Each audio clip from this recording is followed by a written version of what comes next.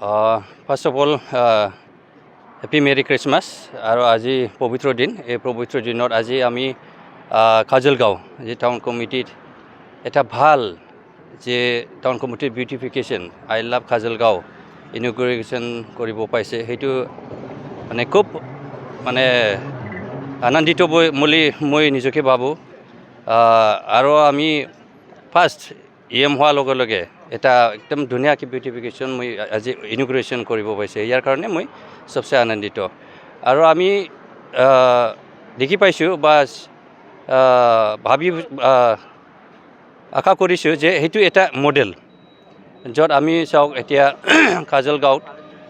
ইমান ধুনীয়াকৈ আগত আমি চিন্তা কৰা নাছিল তো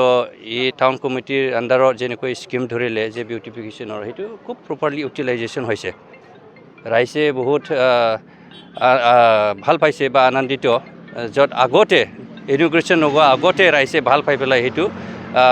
অপেনিং কৰা নিচিনা মানে কৰি লৈ আগত জ্বলাইছিলে তো সেইটোৰ কাৰণে আজি পবিত্ৰ দিনত আজি একদম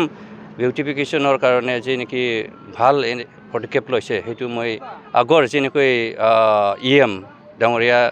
বলচন হস্তাক ধন্যবাদ যাচিছোঁ DC মহোদয় আছে ইয়াত সকলোৰ টীমত মই এনেকুৱা ক্ৰিয়েটিভ যি নেকি ভিজন বা চিন্তাধাৰা কৰাৰ কাৰণে মই ধন্যবাদ যাচিছোঁ ধন্যবাদ জ্ঞাপন কৰিব খুজিছোঁ মই BTR প্ৰধান প্ৰমোদ বড়ো ডাঙৰীয়া দেৱলৈ কাৰণ তেখেতৰ নেতৃত্বত আমাৰ যিখন চৰকাৰ চলি আছে আমি সদায় ভাবোঁ যে ৰাইজৰ কাৰণে আমি কি উৎসৰ্গা কৰিব পাৰিম কি ভাল সেৱা আগবঢ়াব পাৰিম ঠিক তেনেকুৱা ধৰণে আমাৰ কাজলগাঁওবাসী ৰাইজৰ কাৰণে চিৰাংবাসী ৰাইজৰ কাৰণে ধুনীয়াকৈ আমাৰ এইখন কেম্পাছটো সজোৱা তোলা হৈছে আৰু তাতে আমাৰ প্ৰমোদ বড়ো ডাঙৰীয়াৰ কনচেণ্ট আছে আৰু DC মহোদয় নতুনকৈ DC হোৱা আমাৰ চিৰাং ডিষ্ট্ৰিক্টৰ আৰু লগতে আমাৰ BTRৰ তেখেত ছেক্ৰেটাৰীও হয় তেখেতকো ধন্যবাদ জ্ঞাপন কৰিব লাগিব কাৰণ তেখেতৰ অকণমান ব্ৰেইন চাইল্ড এইটো ক'ব লাগিব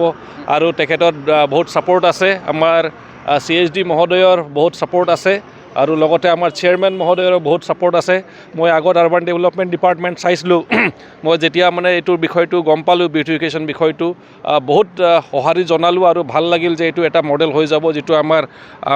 EM চাইখং বসুমতাৰী বৰ্তমান নতুন EM তেখেতে কৈ গ'ল নিশ্চিতভাৱে এইখন মডেলটো সকলো জেগাত সকলো ঠাইত ফ'ল' কৰা হ'ব বুলি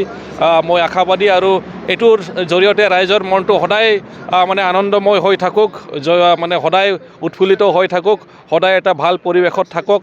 সেইটোৱে আশা ৰাখিলোঁ ধন্যবাদ এইখন কেম্পাছতে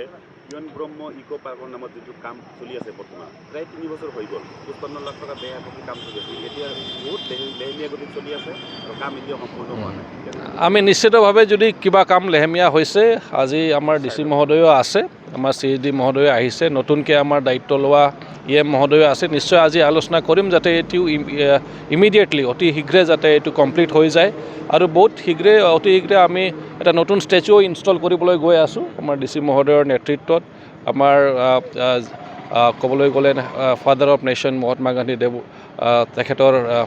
যিটো ষ্টেচু সেইটো আমি ইনষ্টল কৰিবলৈ গৈ আছোঁ আৰু যিটো চাইছে আপোনালোকে কেম্পাছটো ধুনীয়াকৈ বিউটিফাই কৰা হৈছে তো নিশ্চিতভাৱে পাৰ্কটো আমি এৰি থৈ যাব নোৱাৰোঁ পাৰ্কটোকো আমি সোনকালে অতি শীঘ্ৰে আমাৰ সেই কামটো কমপ্লিট কৰিম ধন্যবাদ